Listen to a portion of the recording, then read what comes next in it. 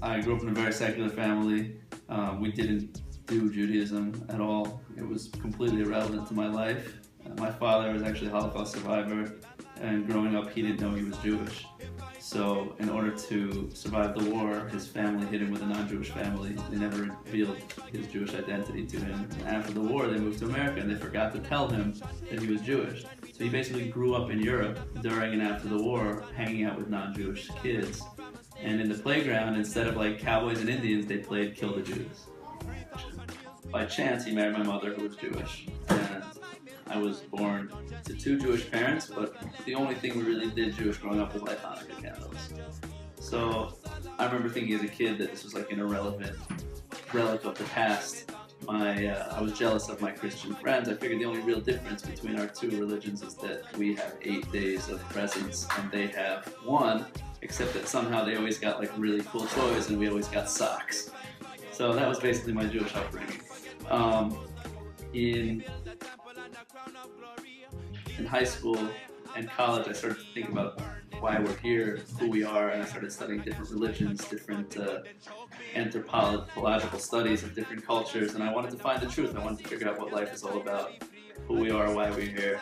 And I ended up taking off a semester from college when I was 19, which turned into 15 years, and I decided to travel the world. I ended up traveling for 6 months all throughout Europe, visiting different spiritual communities, Buddhist temples, Hindu ashrams, churches, monasteries, and when I came back to America, I was involved in a mosque in Manhattan for a while, which eventually led me to synagogue. I found out about Birthright. It was the first season of Birthright, which is a free trip to Israel for Jewish students. I attended the trip, but not as a visiting a Jewish homeland. It was rather, I thought, to visit the homeland of 3 of the world's major religions: Christianity, Islam, and I guess Judaism, but what really wasn't interesting to me. When I got off the plane and started walking through the ancient city of Jerusalem, I started just crying like at every turn. I had no idea why I was crying. This voice welled up inside me that said, "Welcome home."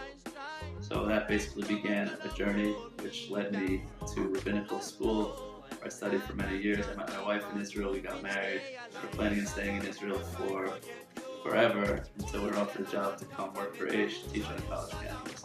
So here we are, we're very thankful for our decision, getting to inspire fellow Jews and lead them to Israel, a journey that changed my life, and show them that the incredible heritage that they have is really not a lot of ancient baggage. It's actually a rich and inspiring spiritual system that can give meaning to every aspect of their life.